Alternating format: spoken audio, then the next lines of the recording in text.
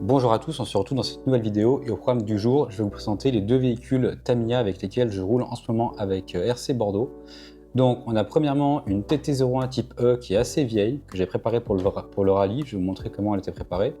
Et ensuite une Tamiya TT02 récente, que vous avez pu voir en unboxing sur ma chaîne, avec les carrosseries prépeintes. Donc on commence par le TT01, la Subaru Impreza.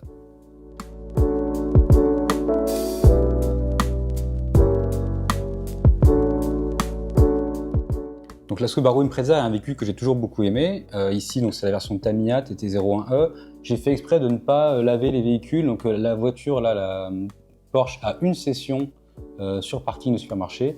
Et elle, la TT01, par contre, elle a beaucoup roulé dans le gravier. Elle s'est pris des murs. Elle a fait aussi une session sur parking, donc assez rude. Et comme vous pouvez voir, la carrosserie, elle vieillit avec le temps. On peut rattraper certaines rayures. Mais sinon, ce qu'on constate, c'est que les autocollants tiennent bien, c'est de la bonne qualité. Certains se décollent un petit peu avec le temps, suivant aussi comment ils ont été posés avec soin. Les rétros sont toujours là. Donc globalement, en termes de solidité, on est bon. Qu'est-ce que j'ai moi à l'intérieur de cette carrosserie? C'est donc un TT01E préparé rallye. Donc préparé rallye, c'est quoi? C'est des petits garde-boue que j'avais fait avec les restes de la carrosserie quand on découpe les arches de roue. Donc j'avais mis ça là pour protéger un petit peu l'intérieur. Spoiler, ça protège pas tout, mais ça limitait un petit peu la rentrée de terre. Pareil dessous, j'avais mis un autocollant pour éviter que la terre rentre par cet emplacement de batterie qui était ajouré totalement sur le TT01E. De manière un petit peu plus sérieuse, j'avais creusé ici pour laisser passer les bras de suspension. Et de la même manière, les suspensions avaient été changées, donc les amortisseurs pour les amortisseurs un petit peu plus longs. Ceux-là, honnêtement, ils sont trop durs. Mais dans le principe, c'était ce qu'il fallait faire pour transformer cette T01 en véhicule de rallye, en tout cas capable de faire un petit peu de franchissement. Mais il faut normalement effectivement des amortisseurs plus souples et puis des pneus type rallye qui ne sont pas ceux-ci. Ça, c'est les pneus de base du TT01 et du TT02. Donc là, ça avait été creusé. J'avais retouché aussi les notes cardans pour les raccourcir, pour permettre justement à ce que le débattement soit un petit peu plus élevé. Et donc pareil sur la face avant, c'est ce qui avait été fait. Voilà, donc là au Dremel, je crois, j'avais dû faire ça. Pareil, là, ici, j'avais limé des butées, pas que ça touche le sol et qu'on ait plus de débattement. Voilà. Donc ça, c'est ce qu'on peut faire assez basiquement sur un TT01E pour le transformer. Ça coûte très peu cher, c'est quasiment que du do it yourself, donc c'est plutôt facile. En termes d'équipement, vous pouvez voir là que j'ai rajouté très récemment l'axe principal de transmission en alu d'origine Tamiya, ainsi que les deux embouts ici qui vont dans les différentiels. Pourquoi j'ai fait ça? C'est pas pour le style, c'est simplement que l'axe en plastique d'origine, moi quand il tournait à haute vitesse, il se déformait énormément et ça frottait partout et ça faisait un bruit d'enfer. Et donc, voilà. Mécaniquement, c'était pas super sexy, donc j'avais fait une session comme ça et j'ai remplacé par ce cardan central que j'ai trouvé à très bon prix.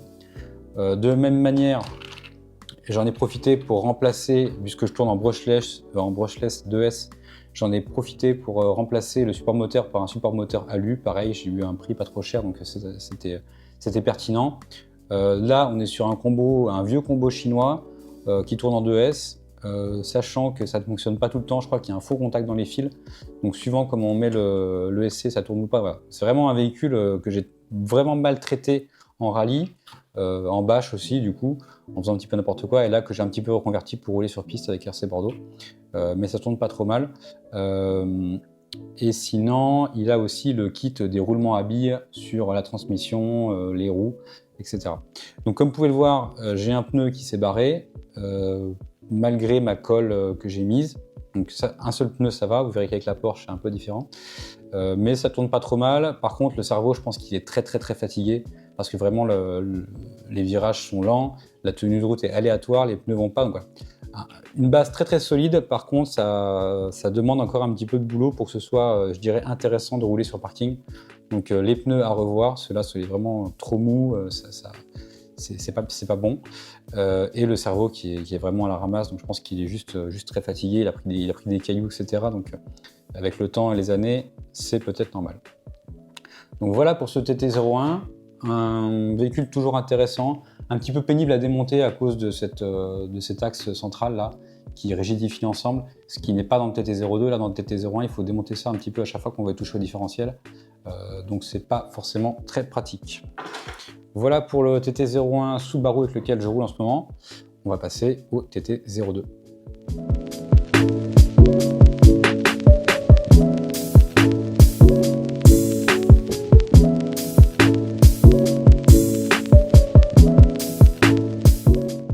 Alors le TT02, vous voyez que la roue de secours est sur le toit, mais c'est pas vraiment une roue de secours, c'est donc lors de la première session que j'ai faite, et donc la dernière, parce que je n'en ai fait qu'une, j'ai réussi à déjanter ce pneu-là. Celui-là est sorti aussi, et celui-là aussi, donc clairement j'ai pas mis assez de colle, mais il y a beaucoup de contraintes qui sont sur ces pneus. En plus, il n'y a rien dedans, donc ils sont très mous, ils accrochent à la fois beaucoup et à la fois c'est très mou. Donc c'est assez compliqué de rouler avec, mais le véhicule en lui-même tourne très bien. Là c'est pareil, on est sur un combo 2S AliExpress qui fait le taf. Et donc j'ai roulé une grosse lipo, donc ça dure assez longtemps sur ces véhicules-là, sur un parking, et donc je n'ai pas nettoyé le véhicule, c'est pour ça qu'il y a de la poussière un petit peu partout. Le cerveau ici, c'est un cerveau Connect dans les moins chers, 15 kg il me semble, avec un petit récepteur Spectrum, je suis en Spectrum. Et donc c'est un TT02 de base sur lesquels il y a quelques options, donc le combo brushless évidemment. On a une direction AliExpress qui coûte je crois dans les 15 €. Alors j'en avais pas forcément envie à la base, mais lors du montage j'ai perdu une petite pièce qui fait que je ne peux pas monter la direction d'origine. Donc j'ai monté celle-là, j'ai mis un petit peu de temps à la recevoir. Et là, il faut faire attention avec ce genre de matériel puisqu'on ne vise pas dans le plastique, on vise dans l'alu. Et donc, il faut mettre un petit peu de Loctite sur les vis pour ne pas tout perdre en cours de route. Voilà. Donc celui-ci aussi a le kit roulement à billes, ça coûte très peu cher, il y a une vraie différence en termes de contraintes mécaniques, donc je vous le recommande. C'est pas quelque chose que je recommandais forcément à la base, mais avec le temps, j'ai appris à apprécier, on voit quand même une différence à l'usage. Là, vous voyez, j'ai pas encore le cardan alu parce que ça n'a pas été nécessaire pour rouler. Là, j'ai quand même le cardan qui frottait un petit peu, vous voyez, contre le cerveau, mais c'est pas gênant, ça c'est assez vite fait. Il y a une petite marque dans le cardan, mais c'est pas important du tout. Donc là, comment rendre ce véhicule performant, je dirais comme un TT02 R. Ce qui me manque, moi, clairement, c'est les pneus. Là, j'ai mis de la colle intérieur-extérieur, ça suffit pas. Il y a beaucoup de contraintes et comme ils sont mous, ils accrochent vraiment. Vous voyez de toute façon qu'ils sont déjà bien usés sur l'extérieur, ils sont pas du tout comme ça d'origine. Je sais pas si j'ai un exemple. Non, là on voit pas trop la différence, mais ouais, celui-là déjà mieux. Enfin si, on peut voir sur le côté que là les écritures sont difficiles à lire et que d'origine en fait ça ressemble plutôt à ça. Voilà, niveau écriture, donc là ils ont bien chauffé en une lipo du coup. Mais on tourne, je sais pas, une demi-heure avec ça, c'est assez long. Donc voilà pour ce petit véhicule, et comme je vous le disais, sur le TT01, on a un renfort de châssis central, ici, ce qui n'est pas le cas sur le TT02, et du coup c'est un peu plus simple d'intervenir sur les différentiels du TT02. En gros, il faut déconnecter les amortisseurs, et on a 4 vis, 1, 2, 3, 4, c'est pareil à l'arrière, pour sortir et pour pouvoir accéder au diff. Donc ça, la maintenance sur le TT02 est un peu plus facile que sur le TT01. Et de même, ils avaient retravaillé le support de batterie, puisqu'ici, le support de batterie, vous voyez, des petits renforts qui font que les lipo hardcase ne rentrent pas vraiment. Et donc moi, c'est pour ça qu'elles sont maintenues avec un simple élastique quand je pense à le prendre. Alors que sur le TT02, il était conçu directement avec un espace rectangulaire et le support, enfin la barre ici qui vient ici en plastique fonctionne bien avec mes lipo 2S hardcase.